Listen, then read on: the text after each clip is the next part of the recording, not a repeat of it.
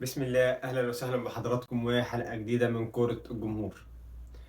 عزيزي المشاهد، في خلال 10 سنين تشجيع لمنتخب مصر لم أرى مثل هذه البطولة كارثية بكل ما تحمله الكلمة من معنى، وليس كارثية لأنه المنتخب ما قدرش يفوز في مباراتين متتاليتين. لا لا، أنت كمنتخب مصر هو المرشح الأول لبطولة أفريقيا في أي سنة من السنين هيدخلها.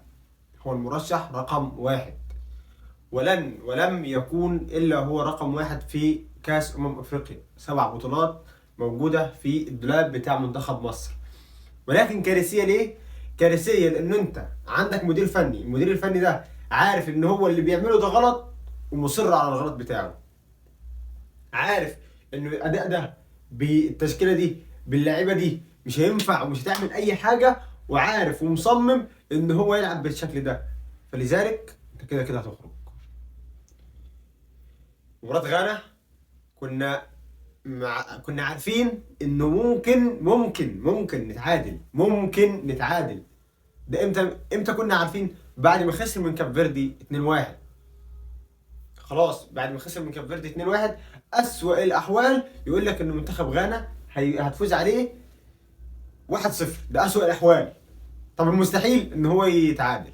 طب المستحيل ان هو يهزمك. انت امبارح تعادلين ورا بعض. انت اللي بتتعادل، انت اللي بتتعادل، مش انت حتى اللي بتتقدم، لا ده انت اللي بتتعادل. تشكيلة من البداية غلط. يا جماعة الخير، يا جماعة الخير، يا جماعة الخير، من امتى محمد النني هو لاعب يعتمد عليه في وسط الملعب؟ مع كامل الاحترام ليه كشخص، ولكن محمد النني مش هو اللعيب اللي هيعمل اللي انت عاوزه في ارضية الملعب. مش هو اللي هيعمل البريس العالي، مش هو اللي هيديك الكرة اللي توصلك للجون، مش هو اللاعب المهاري اللي هيعدي من واحد واثنين. مش هو ده مش هو. قلتها امبارح وبقولها النهارده. خط الملعب او خط وسط الملعب امام عاشور، حمدي فتحي، مروان عطيه، ما يخرجش عن ده خالص. ونيجي على الناحيه الثانيه، مفيش لعيب محترف مفيش لعيب محترف بيعمل اللي عمله صلاح ده. محمد صلاح تحس ان هو بيجي المنتخب ترفيها مش اكتر. اسمي انا حضرت في المنتخب. محمد صلاح اللي بنشوفه في الدوري الانجليزي بياكل النجيله، امبارح خارج على رجليه عادي. خارج على رجليه عادي جدا في اول 45 دقيقه في الشوط الاول. طب ايه الشوط الاول يا باشا؟ لا انا مش هينفع. ليه؟ خايف على نفسي عشان ليفربول يا باشا. لحد امتى هنفضل ندافع عن محمد صلاح كلاعب؟ لحد امتى هنشوف ان محمد صلاح هو اقل لعيب في الملعب مجهود؟ لحد امتى هنشوف عدم تأثير لمحمد صلاح في أرضية الملعب؟ لحد امتى؟ على الناحية التالتة بقى، كل الشكر، كل التقدير لمرموش، مصطفى محمد، إمام عاشور، حمدي فتحي. لعيبة رجالة بكل ما تحمله الكلمة من معنى. طبعا مش هننسى تريزيجيه في جملة كده: ربنا ما بيضيعش اللي بيعمل مجهود، ربنا ما بيضيعش اللي اجتهد. امبارح مرموش وتريزيجيه اكتر اتنين، او عفوا مرموش ومصطفى محمد اكتر اتنين لعبوا كوره وهم اللي سجلوا الاهداف.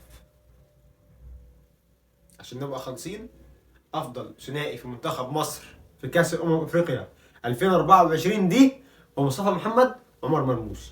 تالتهم تريزيجيه، رابعهم امام عاشور. وقفل على كده خلاص. يقفل خلاص كده المصنع شطب كده خلاص. طيب نيجي على المنطقه الدفاعيه.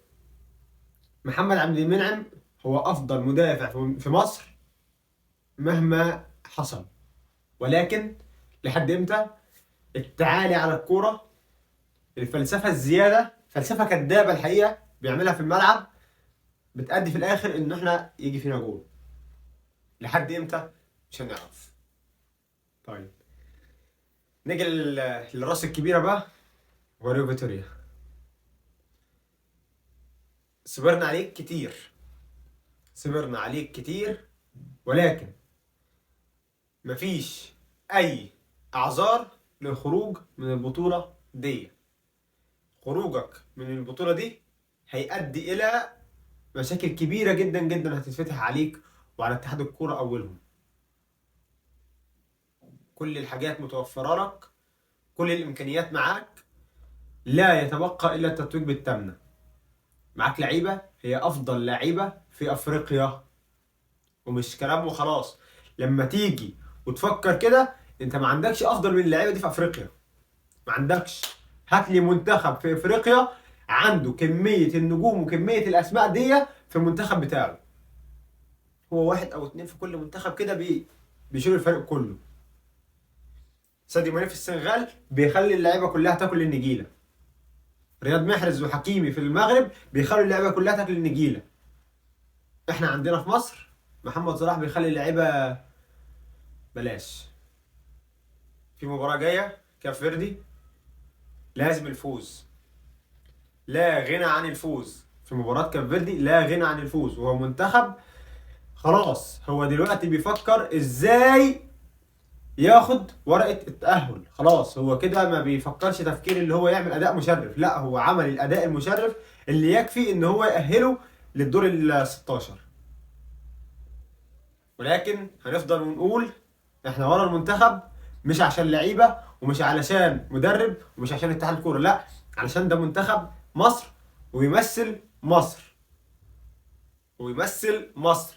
وعلى اللعيبة ان هي تعرف قيمة تيشيرت منتخب مصر اللي هي لابساه.